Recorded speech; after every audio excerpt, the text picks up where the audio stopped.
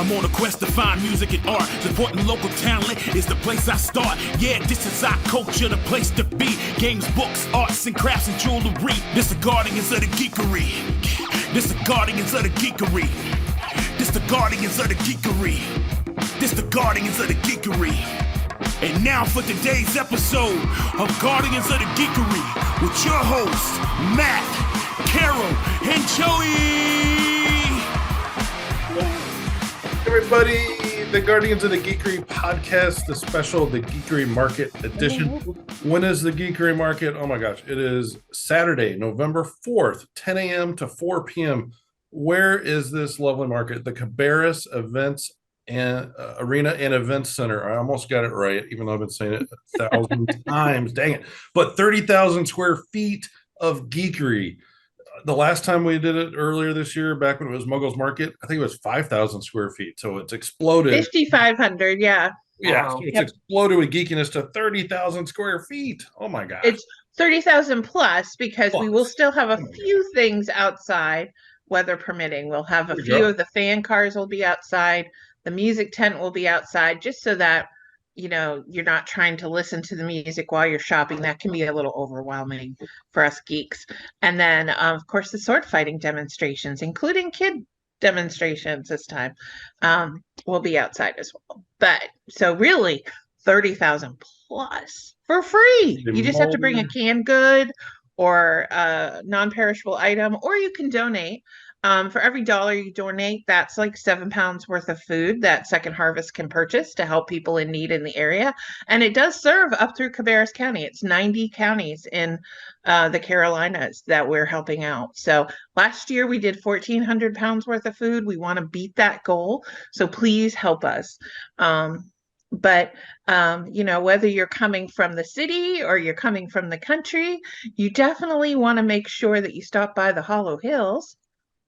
Wasn't that good?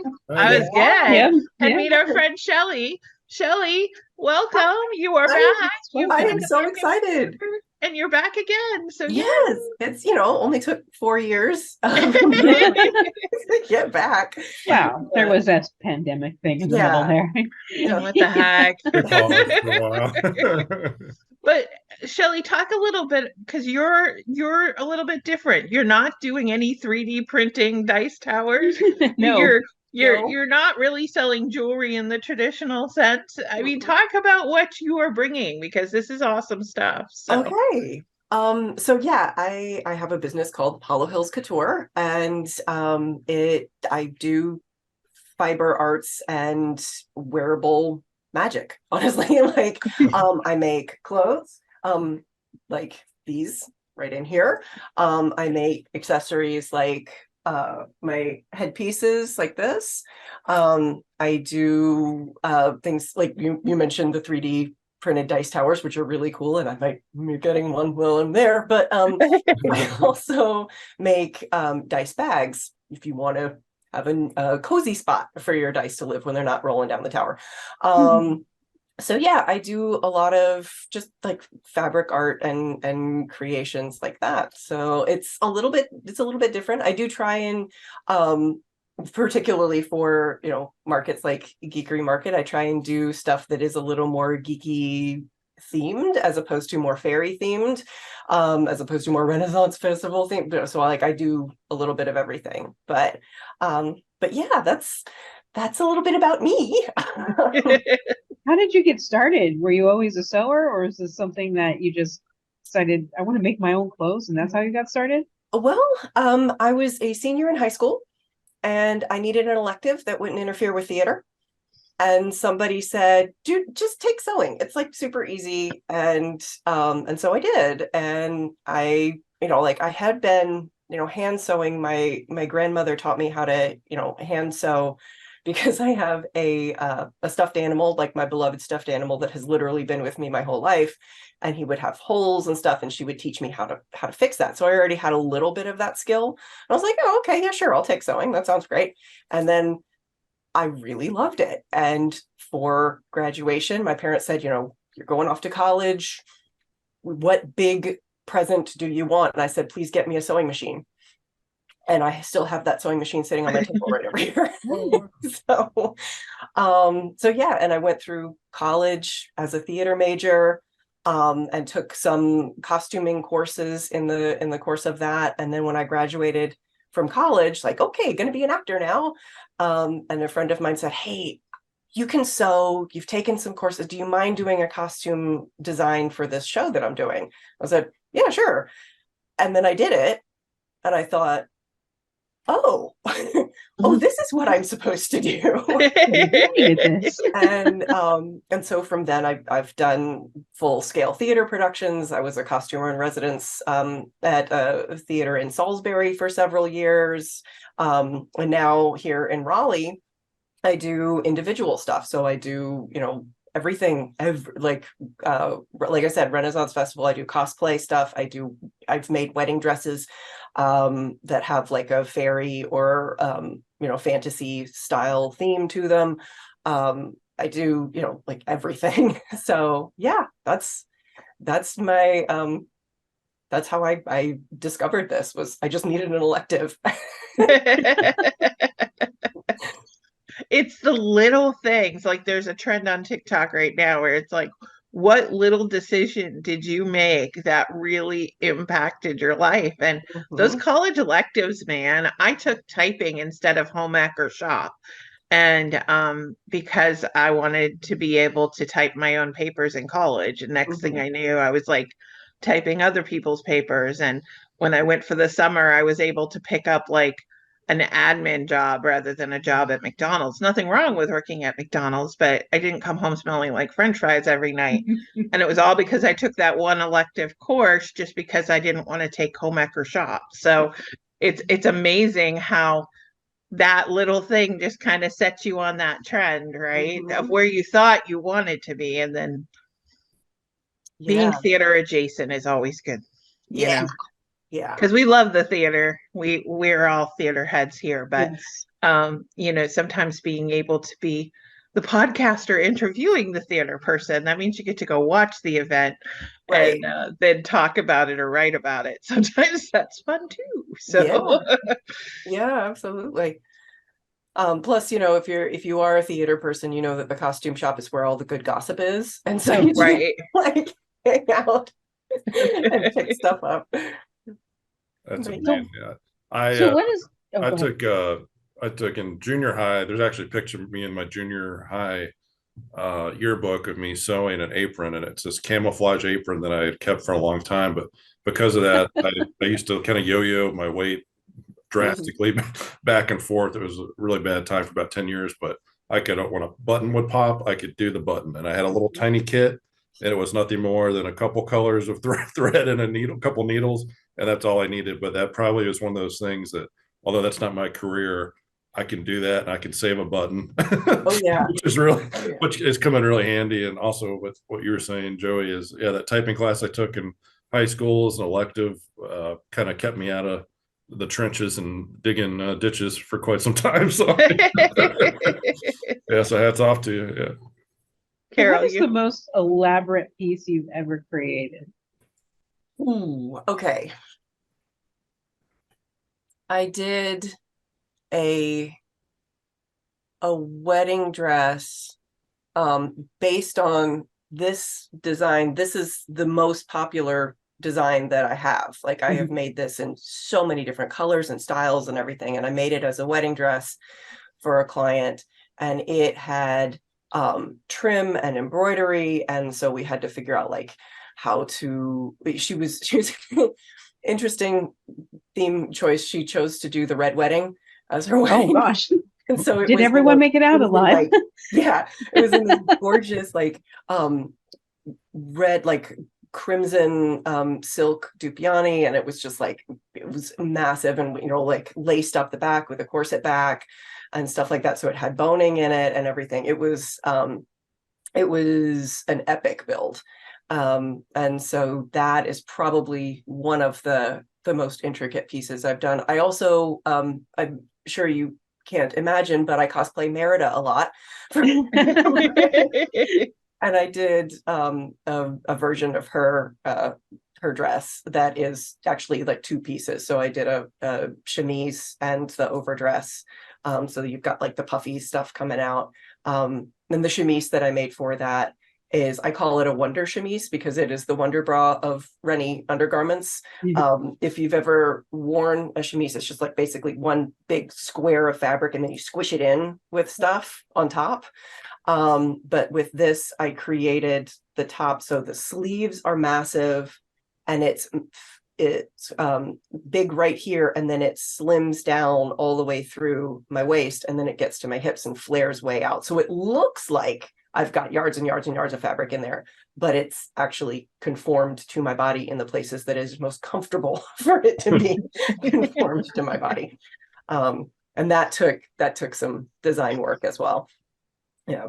Renaissance corsets are architectural feats for sure. Mm-hmm. Yeah, They Yes. really are. Yeah. Yes. I mean, yeah, I am always in awe as a blessed individual. That will not be happening anytime soon. So. just make you more Like blessed. Kilroy. I know, like literally. I mean, tried to keep it PG, but Right. I one time rolled over and forced myself to bite my own tongue. So I just no, not doing it. But anyway, I just, I have a close friend, Sonia. She'll be at the market, and we just call each other the rebar sisters because some people need underwire and others need rebar.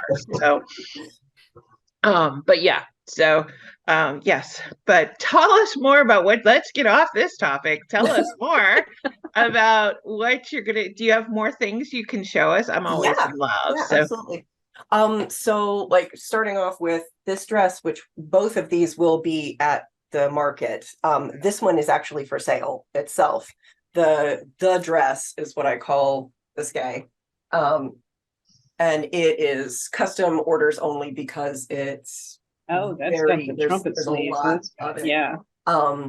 And like it has pockets. It's it's something I have remade. Sold pockets. Oh yeah. Oh yeah. But I have remade this in many different colors and many different fabrics with like slightly different sleeves or a different skirt profile or whatever, but it is my most popular design, so I just call it the dress. And this one is mine, so I might actually be wearing it there, I don't know, but it will be in attendance so you can see it up close in person. Then we've got this guy, which will be for sale at the Geekery market. It is a comic book themed, Biff Powell kind of pattern. It is a 1940s design, so it's really cool. It's got like a fluffy skirt, but it is fitted through here. It's got zippered back, and hey, guess what? There's pockets. I am a militant pocket enthusiast. Anything that I can figure out how to put pockets in, I'm going to do it. I have made a corset that had a utility belt as attached to it before. Storage is necessity. Like people don't understand. Like it really is. Here, I'm going to tilt this up so you can actually okay. Oh, that's better. But yeah, I do, like I said, I've got I do a lot of flower crowns and horns and things. These are like really, really light. They're foam horns, so they weigh like next to nothing. I forget that I'm wearing them sometimes. It will bonk them against things. And so yeah, I do a lot of these that just are on headbands. You just stick them on, and they're a lot of fun to wear. I have a 4-year-old son, and he is my quality control. So I finished making one of these and I hand it to him, and if it's still intact in 5 minutes, I can sell it. I love it. That's awesome. That is my insurance that everything is gonna survive what you do to it, which is important to me because nothing is worse than getting something that you really love, wearing it once, and then finding out that it's just not going to work, or it falls apart, or, you know, it doesn't function the way you need it to. And so that's one of the big things that I try and work into the pieces that I make is functionality, knowing that it is going to be a piece that is used and enjoyed for a long time. It's So, touchable, wearable art. I mean, it yeah, truly yeah, is. exactly. I think that's the one thing that in this COVID age, post-pandemic, pre-pandemic Amazon world, so many times you order something and then it arrives and it's 5 times smaller than you thought, or 10 times bigger, or you touch it once and you just can't wear it again. And you know, the fact that somebody could come and look and see your work and be able to say, yes, I want this, or I want the dress, but I want it in this color, or I want the sleeves like a little bit shorter or whatever, is just, it's not something you're going to get online the same way. Even if you order through a shop, the fact that people could come and talk to you in person is going to be an advantage. Yeah, really get what you want. So yeah, certainly. So, and you know, it really helps, you know, to be like physically present, so I can like take measurements. I do a lot of like, if you order something custom at the show, I will be standing there measuring your body, writing stuff down, taking notes on what you need it to do, against for that functionality, and, you know, making sure that it's going to be exactly what you need. So, yeah. And then, did you have any of the dice bags with you? I know those always sell out. Yes. Yeah. Show me all the things. Because these are cool. These are my bags of holding that I have so far. So it's they are embroidered. It's, you know, backwards in the picture, but you get the idea. It is embroidery. These are 7 inches tall. They have a flat base, so you can stand them up on your table, and they're going to stay open, so you can look in the really nice big wide spot and find. I play a lot of clerics, and I'm forever looking for D4s. So I'm like just constantly, I was all the time digging through and trying to find. I was like, these little tiny bags are not good enough. I need to figure out something better. And so I did. And it's, as you can see, it's massive opening. So you can see inside. They are fully lined. All of them have a fun like contrast lining to them. They also have a padded base. There's extra like fleece in here to give it a little padding. Just, you know, if you have some really fancy dice that you don't want to, you know, get damaged when you just walk it down, then that's it. There you go. And for me, like, as far as like sensory input, the sound of bothered me. So that's why I created that padded base, so that I can just chunk it down and it's not gonna like hit that register that just tweaks my ear a little bit. So yeah, we've got those. I do, as I said, a lot of custom work. So these are 2 pieces that I made for 2 brothers recently, and they're, you know, scarab beetles. And then inside it has Egyptian. Oh, nice. And I took time to make sure that there was an ankh like in the middle on the bottom, and when you look into it from the front, it is the right way up. So yeah, I mean, it's the little stuff like that you get from a custom piece, or from someone who, you know, thinks about how things are going to be used. What does it feel like? You know, is the if I'm making a garment with texture, or is the texture going to be facing all the same way? You know, like if you run your hands down it, is it going to be rough or smooth, or, you know, all that stuff. So yeah, I do, as I said, custom pieces. I also do, this one is a little just more classic Celtic tree of life with a lovely, you know, kind of leafy type pattern inside. And then I do some silly ones. So I've got Gnome Mercy. Oh, boy. this one says guilt is for mortals. We love. So yeah, those are some really big sellers. They, as you said, they sell out. And those you mentioned, if pre-orders would be a possibility, and yes, for things like the dice bags, you can do a pre-order. For things like, the garments, I'd rather be actually with you and like Talk to you. Yeah. Things like the dice bags, absolutely. If you want to lay claim to any of these, by all means. I also have a new product that I've just started, like within the past week or so, making.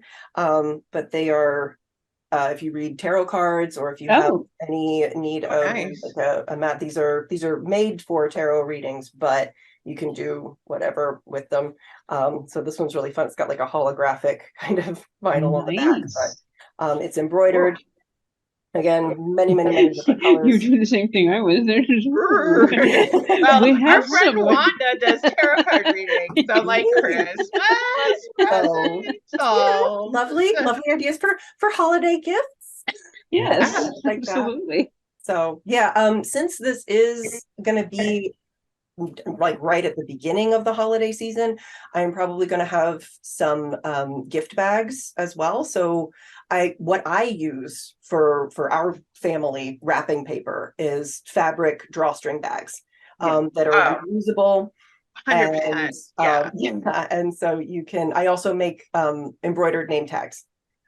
So you can put in an order for those. We have a set of tags from Santa that we put out as part of our Christmas Eve ritual, and Santa's going to come and he's going to put these on your presents and stuff like that. So and you did our stockings. Yes I did. If you've ever seen my pictures of my holidays, you'll see we did the burlap bags with the red plaid and one name for each member of the family. And if my mom comes, we have one to put out for her. We have one for Angel, of course. And you put the little paw prints on it, and we love them. That's so good. We still use them. We've been using them for 3-4 years now. So that's wonderful. Good to know that they are holding in there. That's yeah, and trust me, the nieces get packed full of stuff. So, and they are still alive and kicking. So, but yes, I am all about the drawstring bags. Do not stress yourself out with wrapping for the holidays when you can have a reusable bag and just throw it in there and drawstring it up. It works just as well and more earth friendly. So yeah, absolutely. So definitely stop by and see that. Well, Shelley, thank you so much for being here today. I am so glad you were able to make it back. I know in February you had something else happening at the same time, and we've missed you. And so we're so excited to have you come back and so excited to see you there. I know, and I'm so excited to be there. It's going to be so awesome. Again, it's Hollow Hills Couture. Check them out. We'll have links on the geekerymarket.com page, and you can we'll also have in the show notes links to her website, and check it out and make sure you order because the good stuff will go fast. Yeah, it certainly will. You just have to do a bag that says shiny math rocks because now Nike. I have one that says random number generator. There you go. Nice. Well, thank you, and we'll see you soon. Thank you guys so much. Bye. That was an episode of Guardians of the Geekery. Thank you for listening. Check us out at guardiansofthegeekery.com and stay tuned for more content.